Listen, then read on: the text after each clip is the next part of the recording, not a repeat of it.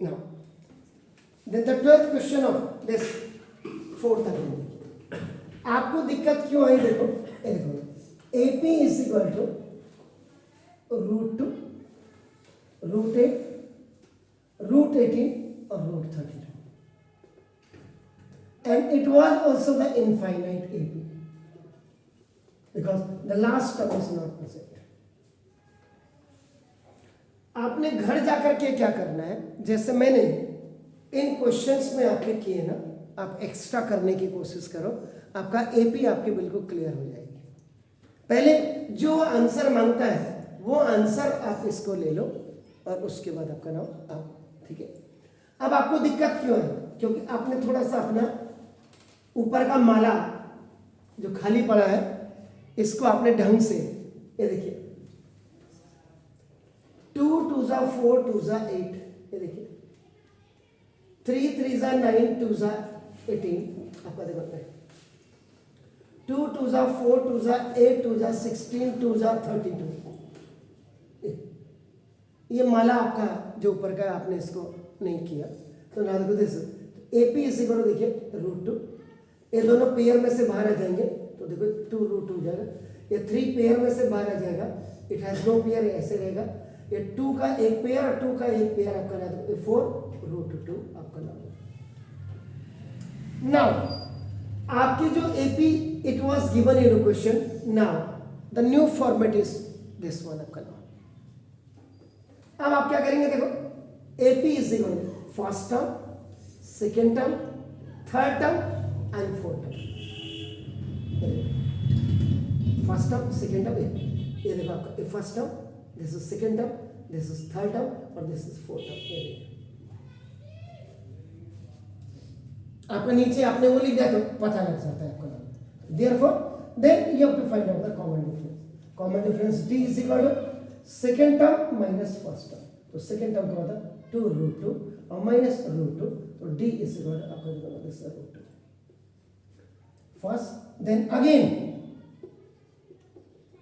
Common difference देखिए, common difference d1 is equal to then third term minus second term. आपका जो third term is what 3 √2 और minus देखो आपका 2 √2, तो नाउ देखो again this d1 is equal to ये भी आपका √2 आ गया. Then third again common difference, now d1 कर दीजिए, d2 आपका वहां मैंने नहीं लिखा था, आप लोगों ने बोला ही नहीं. देखो तो d2 इज इक्वल टू आपका नाम जैसा 4 √2 और माइनस आपका देखो 3 √2. First term, second term, third term, fourth term, इसलिए मैं दोबारा नहीं बोला. तो नाम देखो दिस, तो नाम d is equal to d1 is equal to d2 and all are coming same. तो now if common differences are same, so the given sequence is in an AP. ये given sequence आपकी AP है. इतना हमने कर दिया. अब ना नेक्स्ट बोल रहा है नेक्स्ट 3 टर्म्स. नेक्स्ट 3 टर्म में first term, second term, third term, fourth term, तो अब हमको a5 निकालना है. a5 आपका a5 मतलब a प्लस 40. यहाँ कोई कंफ्यूजन तो नहीं होता आपको? a5 को हम a प्लस 40 कैसे लिखते हैं? क्योंकि देखो ये जब आप nth टर्म लिखते हैं ना, nth टर्म लिखते हैं, nth टर्म का formula an is equal to a plus n minus 1 into d होता है. तो देखो n इज इक्वल टू जब आप 5 रखते हैं तो देखो a5 n की जगह में 5 रखो, यहाँ भी n की जगह में 5 रखो, a प्लस देखो 5 माइनस 1 इंटू डी. तो देखो a5 is equal to a plus 5 minus 1 4 d. जो डायरेक्ट आप लिखते निकालते ऐसे यहाँ पर.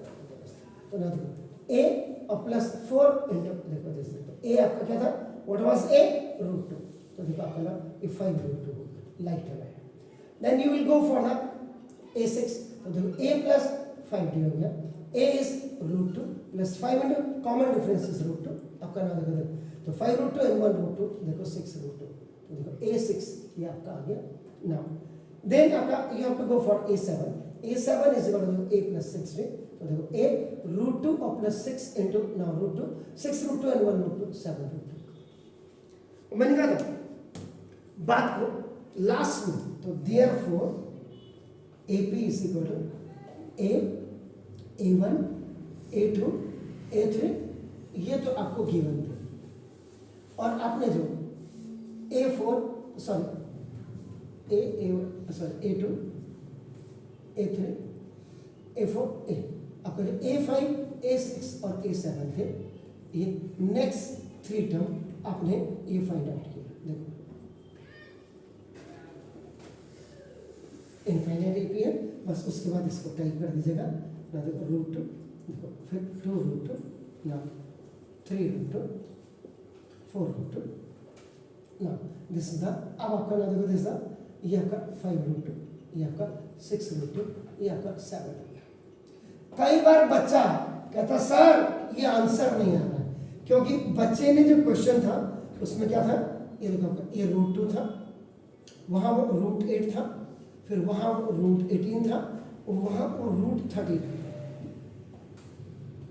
ये था अंदर गया तो आपका 16 अंदर जाएगा तो 16 हो जाएगा, तो 16 टू जा आपका, या ये अंदर जाएगा तो 25 टू जा ये 50 हो जाएगा, देखो, और ये अंदर जाएगा तो 36 टू जा 74, 72 आपका देखो, ये अंदर जब जाएगा तो 49, और 49 टू जा